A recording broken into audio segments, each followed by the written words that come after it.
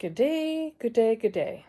Welcome and thanks. Thanks to my new subscribers too. I appreciate you dropping by and hitting that button. So, people, if you're new here and this is your first time, don't forget to do the like, subscribe, hit the notification bell. I think if you've looked at any YouTube video before, you know exactly what to do. So, and when I watch videos, I try to remind myself to do the likes and maybe share a comment because I'm here, I'm visiting somebody's YouTube, and I think it's just nice to acknowledge them. And it's great to support. It's a huge community, I'm finding, and we support one another, so that's always fun. So if you have a YouTube channel that you would like me to check in on and support, let me know. Share it with me in the comments, and I'll do that. Much obliged. So today I'm going to share some modifications on the summer top that I was knitting, which I pulled out and I'm redoing. So I'm making some progress on that. I'm going to share my girlfriend's top that she made, the Tolsta, I think it's Tolsta Tee, which is a fairly, I think, popular pattern, and it's available through Ravelry. She had great success in knitting her top, and what she knit I actually like better than the samples in the pattern that were offered. I am creating a bolero, so that's a work in progress. I think once you learn some of the basics, knit, purl, how to shape a sleeve, armhole, increasing, decreasing, I think that you could probably make anything. So I'm trying it, and I'm going to share some examples of what boleros are. They're very similar to shrugs, but a little bit different, like a half vest almost. And then I'm going to share some notes on success in life. All right, so here we go. Stay tuned. This is my girlfriend, my best buddy in knitting, and this is the top that she just recently completed. It's the Tolsta Tee, and I think she did an amazing job, and I actually like her rendition of it more so than the ones that are being offered with the pattern. Now there's a lot of variation, a lot of ideas that you can use in knitting up this pattern, and it's got a nice fresh look, and my girlfriend says it's all very basic knitting. I like the way that she put the green stripe through. I think it's really fresh looking. So she had great success in her knitting. Next up is my very colorful tank top, which I really enjoyed knitting, and I like the results. And then with the leftover wool, I'm knitting some tube socks. I think as a beginning knitter, it's a great idea to take a pattern that you like, especially one that you've had success with, and to do it again and again. And so that's what I'm doing. The Midnight Hour, it's a drops pattern, it's a free pattern, and I knit 1, 2, 3 Midnight Hour shawls so far, and I'm working on one for my friend, whose top you saw earlier, and I'm making a blue one, and I'm using a very fine, soft, it says wool-like semi-lane loops and threads. Number 1, super fine yarn. I'm going to Disney at the end of August, and I want to have a bag that I can use to carry a water bottle, bit of change, cell phone, something that can sling over my shoulder that's going to feel soft and not be encumbering. Is that a word? Encumbering? Anyways, something that's going to be useful for me. This is a crochet pattern using the number 5 hook. It's really quick, and it's available through Garn Studio, the same place where you get the drops patterns. It is a very versatile pattern, and you could use basically any yarn or hook that you want to accomplish the size and shape that you feel is going to serve your needs. Now I was working on a diamond pattern in a top, and you make the front and the back and you sew them together, but I didn't like the sewing job that I was doing. So I just decided to take it all out, and a blue one that I was also making using the same pattern, and I'm redoing it. So this is the Pattons Summer top. You can purchase it on Etsy, or I typed in and made the pattern available. So if you look at a previous episode of mine, you can find that pattern.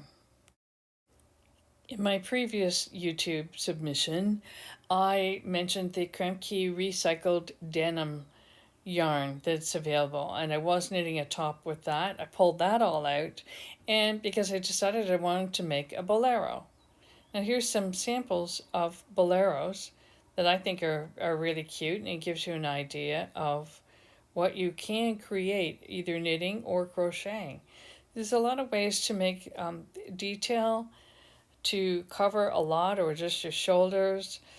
You can even take other vest patterns and create a shorter top and then creating a bolero. Isn't the one with the baby cute? I really like that one. I might do that one day for one of my grandkids.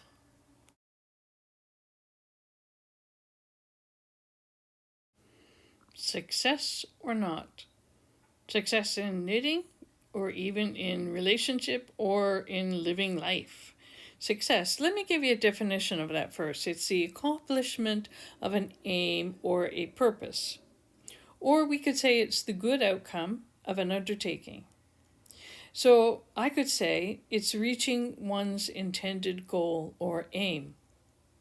If you achieve what you want and you're happy with the results, then you would conclude that you have success. Success. What is that to me? Well, I compare myself against others who I perceive that they have success, especially when I feel like I don't have success in a particular area. I started a soap making business, and the markets have been very dismal ever since COVID. It still hasn't picked up. So I do a reassessment, and I've recently decided I'm not going to pursue that anymore. You know, others start a soap business even over COVID, and they have success, but I don't. Woohoo! Wah! Others knit beautiful sweaters like Kika, and I don't have her skill. She has success, but I don't. Wow! Others have success in YouTube channels with thousands of subscribers, but I don't. Wah! What's the sense of crying over this? If I compare myself to others, there will always be someone who's more successful, more skilled, more popular in the eyes of others. What is that to me? If I focus on those persons, I will fail to achieve what's important to me. I will fail to achieve any of my goals. So here's the thing. I may not have had the success that others have. I may not have reached my intended goal, but I have had success in other areas, great or small. And sometimes reviewing those, especially when you feel disappointed, can help lift your spirits and make you feel better. Achieving some level of skill in knitting is success. If I can manage to knit, purl, achieve a certain tension, increase, decrease, knit a ribbing, these are accomplishments, and I shouldn't, belittle those things. It's a measure of success. It may not be as great as others, but for me, with my abilities, it's an achievement. So I shouldn't downplay that achievement. And it means I can build on it. When I feel like I'm not achieving, not gaining success, I can remind myself of what I've already achieved. As a single parent, I applied to university. Okay, here's the history. I was, way back, a dumb little kid who quit school at grade 10 with 52%. 50% was a fail, and I always believed that the school gave me the extra 2% in hopes that I might come back, so I didn't have to say that I failed. The school was willing to advance me on, but I was not willing because I had such a low evaluation of myself. I was 16. I quit school. I left home, too. At 38, married, and now a new single parent, I applied to university. Really? That was a bold move. What made me think I would get in or even accomplish studies to gain a degree? Well, I had a goal. I had desire. I had a belief that this is what I wanted to do. I wanted to gain a degree so that I could provide well for my two daughters. Well, I was accepted by the University Waterloo, and they accepted me on condition that I take 2 courses per semester for 2 semesters, and I had to achieve 65% in each course and have an average of 65% with those 2 courses. And then, if I succeeded in that with the first 2, they would take me on to the next 2 courses, and if I succeeded there, then I could officially apply for a degree. Well, I want to say much to my surprise, but not really. A lot of hard work for sure, and overcoming that whole obstacle of being the dumb 52% kid. So when they accepted me, I was both excited and scared. So I was being accepted, but would I be able to achieve the 65% goal? I viewed myself, as I said, the dumb little kid. I needed to change that self view, and I did. You want to know how I did it? I knew some things about myself. I had a love of learning. I'm disciplined, organized, very committed. I knew how to encourage myself when feeling low, and I knew how to work on myself to change my image, my inner thinking. I worked on changing the way I thought and the way I was thinking. Did you know that we can transform our nature, our skills, and talents by changing the way that we think? So I began to view myself as succeeding and gaining my degree, which at the time was, to start, was only a BA. I knew I wanted to be a counselor. I knew there was a long road to get there. And as a single parent, I had no idea how I was going to pay for anything, let alone the studies. But now, looking back on all those days, gaining a BA, 2 social work certificates, gaining a life coach certification, and then gaining my master's in counseling, when I look at all that work, I have to say, Susan, that was and is success. When something isn't working, we might ask ourselves, is this really what I want? If it is, then you have to find a way to persevere, to stay the course. Success may not come when you want it, but if we really want our intended goal, there will be a way to get there. Usually, as we pursue our course in life, there are small joys along the way that help us overcome the temporary disappointments that arrive. And that temporary might be something to keep in mind when you're experiencing disappointment. So, what is all this for me, Susan? As I reflect on going forward, I've decided I'm not going to pursue a soap business. I will make soap for family and friends because I do enjoy soap making. I'm going to continue to knit, definitely, and to develop my skills. I will continue with my YouTube channel, as you can tell.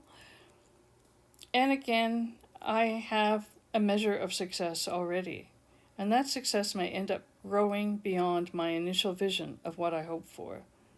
So I think it's important to write down what you want, why you want it, and to have ways to remind yourself how you're going to persevere with that goal. Success or not, it's up to you, isn't it? Don't compare. Just think about what you can achieve. Persevere. Have that goal in mind. And once in a while, when you're disappointed, you're going to reassess the situation. And if it's something you really want, you're going to find a way to get there. Right, so if you've reached this far, hey, you deserve a thumbs up. Thanks for listening, for being here. I hope you've gained something from it, either knitting or managing life. And as I mentioned, that if you have a YouTube channel, let me know what it is. Put it down in the comments, and I will respond. I'll check it out. And the thing is, like, it is a big community, and I think we should support one another. And I'm also interested in knowing who you are and what you're doing. So if you're just starting a channel, maybe we could even talk about it. So anyway, thanks for coming by. Thumbs up, like, hit the notification bell. And what is the other thing? Oh yeah, comment. Come again. Thanks very much. Bye.